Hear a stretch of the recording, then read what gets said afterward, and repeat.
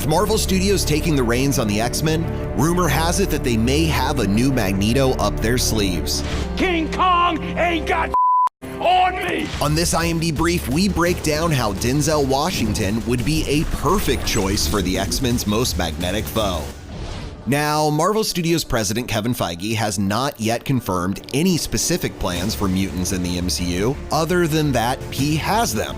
But that doesn't mean we can't speculate. I don't want to talk about it. I don't want to hear about it anymore. The X-Men will have a lucky 13 films under Fox control, with the New Mutants being an ironically titled and unceremonious end to a $6 billion franchise. Dark Phoenix's underperformance essentially retconned any future plans for the mutants, so our favorite adversaries, Patrick Stewart and Ian McKellen, as well as their past counterparts, James McAvoy and Michael Fassbender, will almost certainly be replaced in their respective roles as Professor X and Magneto.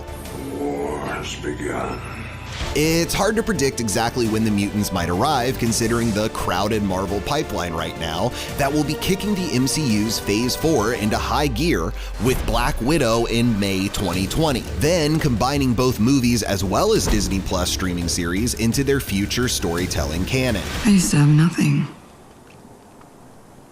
And then I got this. So it wouldn't be until the mid-2020s before the professor could open a new school for gifted youngsters. And that means their comic book origin stories introduced in the 1960s wouldn't really translate to this timeline, as Magneto, who was born in Germany in the 1920s, would be over 100 years old when he was taking on the MCU's X-Men for the first time. In the comics and movies, we saw Magneto first develop powers when his family was sent to die in a Nazi concentration camp. Mutants discover their gifts during traumatic events, and this moment was a cornerstone in the building of his character's moral gray area in essentially every modern incarnation. If the timeline is moved up to fit the present day, this moment can't take place during the Holocaust in the 1930s and 40s, and Marvel will essentially need to rethink a character who was never meant to be an outright force of evil, but a mutant who was deemed a monster by mankind before he ever had a chance to choose sides. If you're in there,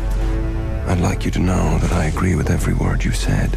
X-Men co-creator Stan Lee once said that he did not think of Magneto as a bad guy. He just wanted to strike back at the people who were so bigoted and racist.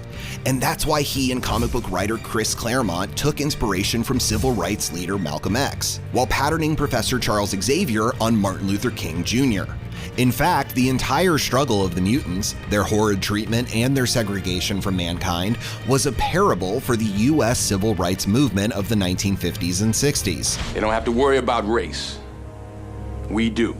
Denzel Washington was Oscar nominated for playing the minister and activist in Spike Lee's Malcolm X, so suffice it to say, Denzel's already done the research on his new role's inspiration. Like the man said, man's rep travels. As joyously evil and deeply conflicted as McKellen and Fassbender were with their takes on the role, Washington will bring that unstoppable charisma to Magneto, his, shall we say, magnetic presence that will charm young mutants to his separatist movement.